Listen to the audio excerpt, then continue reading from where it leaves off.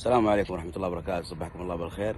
صراحة ما تعرضت لها الوسقة مساء البارحة الأحد 28/2/1446 حدث مأساوي طبيعي جدا، وذلك كتبة من الله سبحانه وتعالى ولا اعتراض، والحمد لله على قضاء الله وقدره. نرجو أخذ الحيطة والحذر دائما، عدم التعرض للرياح الهابطة. عندنا في الديرة يفهمون حاجة اسمها النفج، بمجرد أنك تشوف الغيمة وهي سوداء وداخلها تراب معناته إن فيها رياح هابطة اللي هو النفج.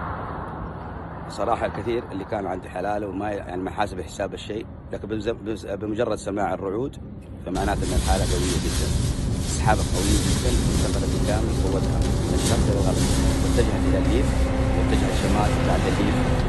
والحمد لله تابعونا بننزل لكم كثير من المقاطع الآن تشوفون.